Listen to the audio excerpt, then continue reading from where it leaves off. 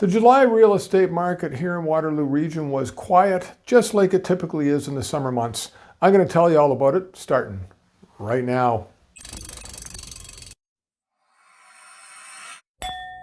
So, July, August, people are on holidays. I actually took a holiday myself.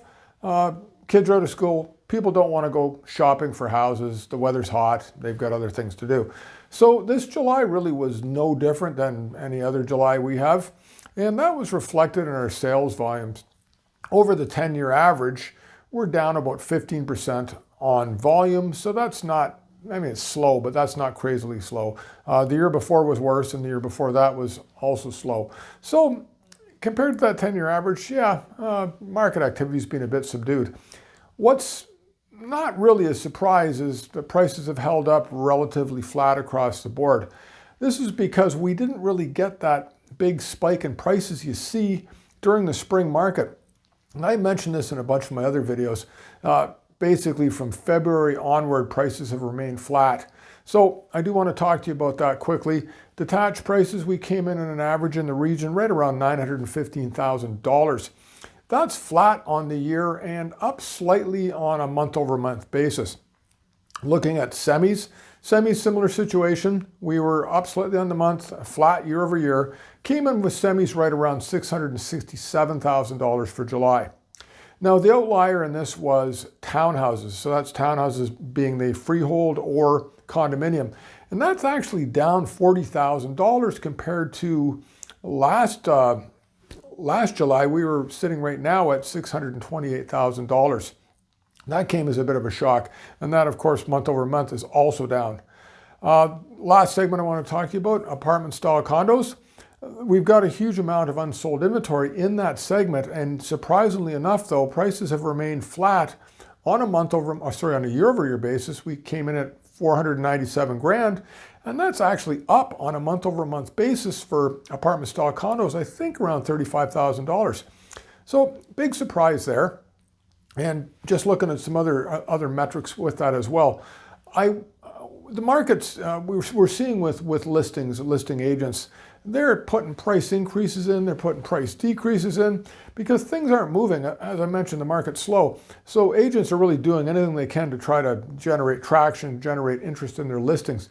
And so what I did was I pulled sold to list ratios, original list price, to reflect the fact that so many agents have been changing prices. And this came as a little bit of a shock for me.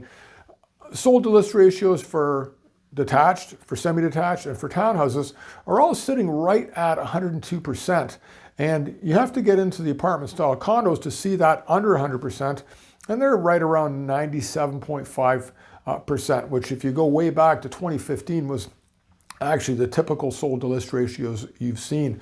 So even apartment style condos with this huge glut of unsold inventory, prices have actually held up surprisingly well. Now, having mentioned that, inventories, we're looking right now 6 months worth of inventory for apartment style condos. So it's most definitely a buyer's market. The other three segments, townhouses, semis, and detached, they're sitting at the higher end of a seller's market, just bordering on neutral. Neutral is 3 to 5 months worth of inventory. So it's definitely still overall advantageous to be a seller as opposed to being a buyer, but it's much, much, much better than it was 2 years ago, 3 years ago, where things were absolutely crazy when you're trying to buy a property. Now, having said all that, I want to talk to you about market activity I've been seeing. I've got a bunch of buyers I'm working with. Most of my clients generally are buyers. And what I'm seeing is, as I said, price increases, price reductions, and stuff we've been bidding on or not bidding on, just actually going through. I'm getting phone calls from agents. I'm getting emails from agents. Hey, is your client interested in buying? We've just put in a price reduction. Are you going to bring an offer? And that really never happened a couple of years ago. It's just, they could be really not picky, but they didn't have to hunt for the business. Things have really switched up considerably on that. And as a buying agent, it's wonderful to be out there where my clients have got tons of choice and they're not, stressed out and having to put offers on stuff, desperate to get a house. Things have really changed for buyers, and it's super nice. Now talking about, interest rates as well. So last Bank of Canada meeting, we dropped it another 25 basis points. So interest rates have come from 5% down to 4.5%. And that's not a huge difference, but on a $500,000 mortgage, that would give or take put $150 a month into your pocket. So definitely welcome news for anybody who's got a mortgage or who's looking to purchase. Now, what will that do to the housing market? I think it'll make a bit of a difference. They're talking about doing another rate cut in the States, perhaps as early as September. There's some signs that their economy is slowing down. Now, if the state starts dropping rates too, that's going to affect the bond market, which of course will affect mortgage rates.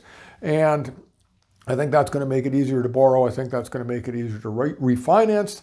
That will bleed into our housing market, but this stuff doesn't happen overnight. And I think the public is mistaken to be thinking, oh, they're going to do a rate cut and all of a sudden prices are going to take off, or they don't do a rate cut, prices are going to suddenly fall. There's a lag. It just doesn't happen as quickly as you would think. A house is not something that, it's not really what they would call a liquid asset. Liquid assets are things that could be bought and sold really quickly. Houses don't really work that way. So yes, I think the rate cuts will make a difference, but it takes a little bit of time for that to come into play. Now, talking about my predictions for the market, I think this year I've been spot on when I said I thought it was going to be slower, because that's exactly what has happened. I do think, though, looking at this July, we were only the third slowest in the last 10 years. We could see August perhaps be a little bit busier than maybe I was thinking earlier. I don't think it's going to be super busy. I think it's going to be slow, but I don't think it's going to be crazy slow. September's just around the corner. The fall market is our second busiest season of the year. That rate cut coming in, I think business could pick up. I don't think it's going to be crazy, but I don't think it's going to be dead slow either.